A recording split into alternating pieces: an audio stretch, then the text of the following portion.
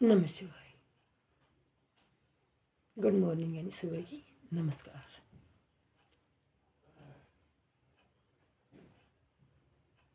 शांति ही जीवन संन्यास है।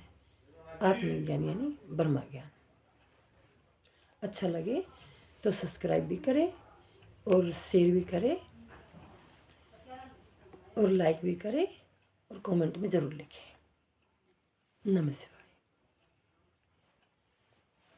ब्रह्मा ज्ञान। आत्मा परमात्मा के सिवाय यानी आत्मा। हम तो नश्वर लोक में नश्वर धरा पर है। हम जीवात्मा है और आत्मा बनने के लिए हम तैयारी में जुटे हुए हैं, यानी तैयारी में लगे हुए हैं और उसकी तरफ ही हम बढ़ रहे हैं। आत्मा परमात्मा के सिवाय किसी को भी नहीं बसती। आत्मा हर पल, हर समय, हर घड़ी अपने भगवान यानी परमात्मा में ही खोई रहती है। भगवान यानी परमात्मा के सिवाय आत्मा कुछ भी नहीं ध्याती, आत्मा को कुछ भी नहीं भाता। संसारिक सुख आत्मा के लिए कोई मायने नहीं रखते। आत्मा किसी भी स्थिति में रहकर अपने भगवान यानी परमात्मा को ही भजती है, ध्याती है और पूजती और सींचती रहती है। भगवान के सिवा वो किसी भी तरह के भोग विलास में नहीं पड़ती। आत्मा परमात्मा के भीतर की शक्ति होती है। आत्मा परमात्मा का ही रूप होती है। ये संत महात्मा ऋषि मुनि और वेद पंडित गीता ग्रंथ शिव पुराण महापुराण हमें सिखलाते और समझाते हैं। इसलिए किसी भी गीता ग्रंथ का त्याग न करें और उनसे शिक्षा ग्रहण करें। आत्मा परमात्मा से ही उत्पन्न होती है और जीवात्मा बनकर अपने पार्ट को पूरा करने में परमात्मा में ही लगी रहती है और अपने जीवात्मा बनने के बाद अपनी परमात्मा में जा मिलती है। आत्मा ना तो पुत्री होती है और ना ही पत्नी होती है। ये शिक्षा हमें शिव पुराण से मिलती है। इसलिए शिव पुराण महाशिव पुराण को पढ़ना और सुनना चाहिए, उसे ध्याना चाहिए, सेवन करना चाहिए और ध्याते रहना चाहिए। और जो हमने शिक्षा पाई है हमने अपनी शिक्षा को ओपन भी करना चाहिए और स्वयं शिक्षित हैं तो दूसरे को भी शिक्षित करना चाहिए। यही इंसानियत धर्म है कि जो सुख हमने पाया है और जो सच्ची दिशा और राह हमने पाया है वो सभी को मिले और भटकने और तड़पने से उभर जाए।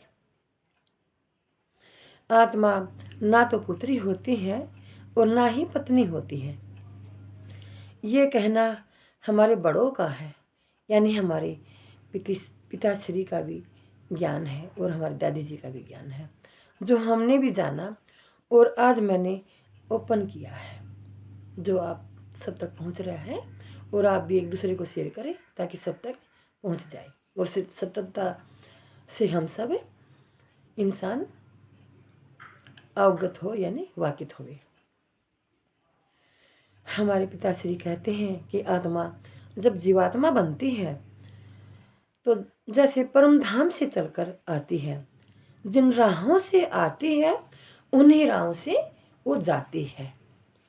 आत्मा परम धाम से चलकर जो लाइट सा होता है वहाँ से चलकर गुरु लोक आती है। वहाँ पर शिक्षित होती है, पोजीशन हासिल करती है, गुरु के आशीर्वाद से कृतार्थ होती है और उसके बाद पोजीशन लेकर विधाता के पास पहुंचती है। उसके बाद दाता के पास पहुंचती है और पोजीशन और आशीर्वाद प्राप्त करती है और अपने आप को आशीर्वादों से कृतार्थ कराती हुई फिर पोजीशन लेकर जहाँ परमात्मा होते हैं वहाँ पर रहना करती है और सच्चे सुख का अनुभव करती है।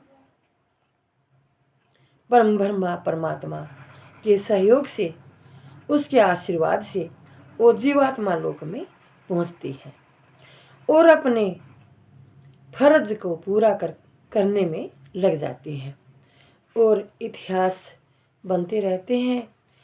इस तरह आत्मा नश्वर लोक में, नश्वर धरा पर पहुंचती है और रहती है और अपने पार्ट को बनाती है, पूरा करती है, अपने इतिहास को रचती है। यही रहस्य है आत्मा और जीवात्मा का।